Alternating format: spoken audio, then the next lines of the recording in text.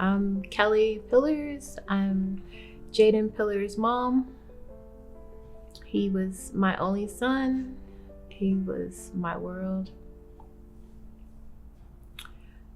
He made it to 16 and he was taken way too soon. I miss him very, very much.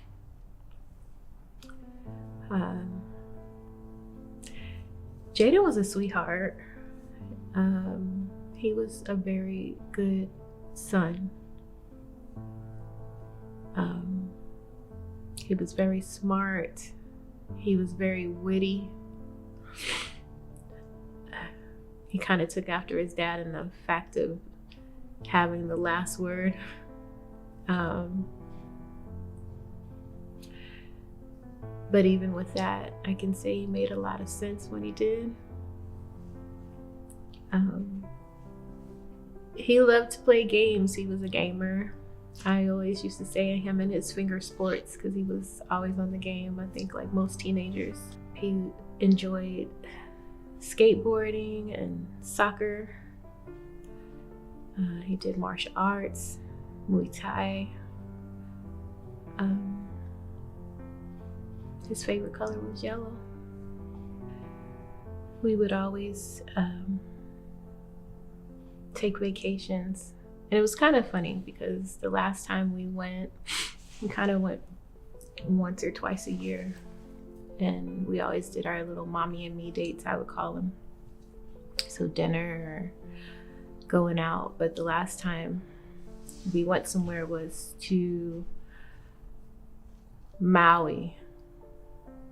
And I'll never forget, he sat most of the time with his headphones on, listening to his music. And, you know, I wanted him to experience the opportunity of being there and having a good time. And after we got back home, he sat me down and he was like, "Mom, I really hate the beach."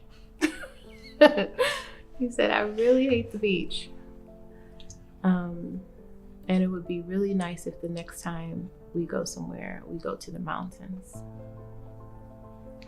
And I was looking forward to that. And unfortunately, that never happened. I realized then that every vacation we went on, we went to the beach. So it was what I enjoyed. And he told me that he went because he knew I loved it. I'm sad that we didn't make it to the mountains together. But I love him so much. I loved him. He was my best friend. And I trusted him. And I could say that that's hard for most people to say about teenagers. But I did. He was the funny one. He was the silent funny one. You know, he would sit in the corner until he bust everybody up and with laughter because he said something funny or off the wall. And that's what I remember about him most.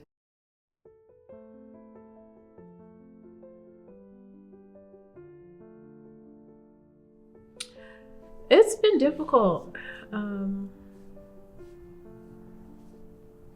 You know, it happened during COVID. So it was a time that everybody was kind of scared and everything was uncertain anyway.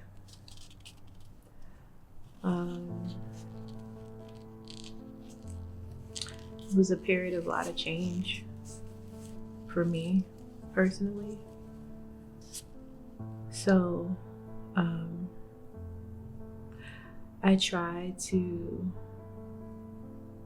be strong and put on a brave face, but every day is a challenge, some more than others. It's been a time of just loss, to be honest. Transitioning with work, and it was a time of change in my personal life. Then Jaden passed and he didn't come back. So Jaden's loss was compounded just as much as anybody could imagine. I really internalized a lot of it. Just put my head down and withdrew. And anger, because I didn't understand why anybody would want to kill my son.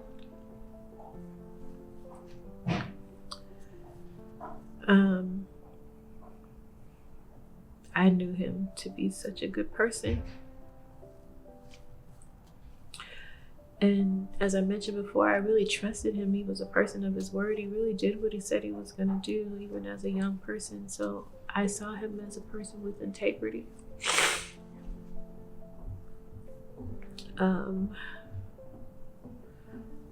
The journey has been difficult.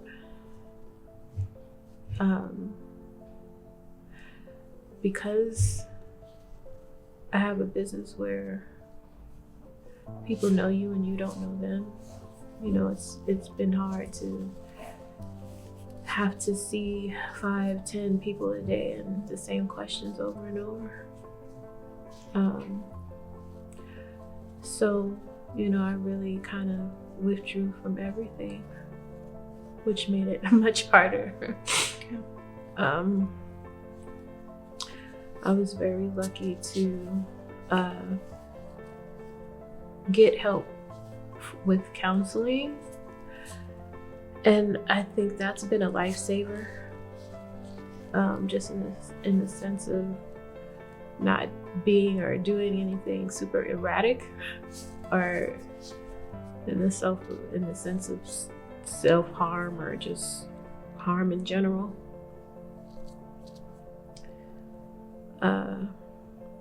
Being able to have someone to talk to was helpful. At the time, I think I was just in such a dark space that it was a blur.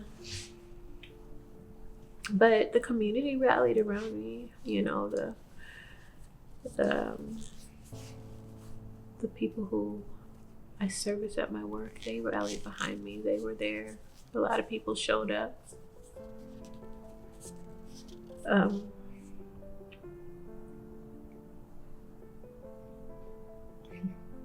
My family, my mom was there for me.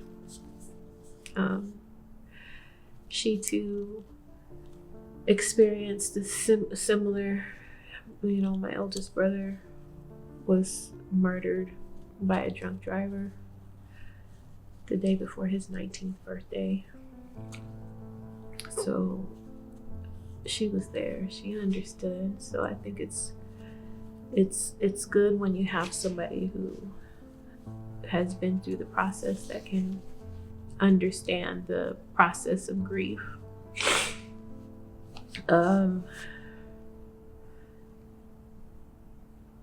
Counseling, I would say, was the biggest thing for me, though. Although it's a misnomer in the minority community that counseling is not something you do, I feel very grateful that I succumbed to it. And I'm still in counseling. And I think that's been my biggest saving grace. One of the things that she's told me that was like a light bulb going off that I never really understood or even thought of was to give yourself grace. And so I'm working on that.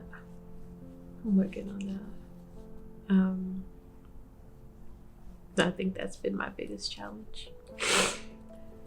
Just because I don't have answers as to why he's gone or who may have caused his passing. You know, you blame yourself, or what could I've done better? What can I've done different?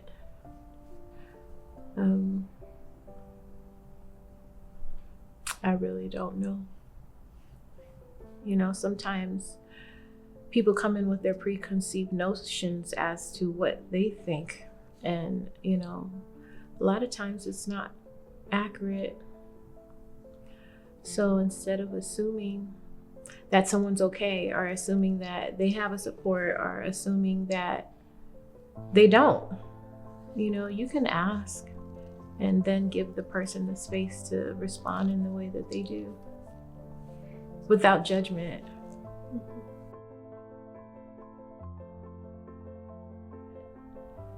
Even if it was just a text message or a DM or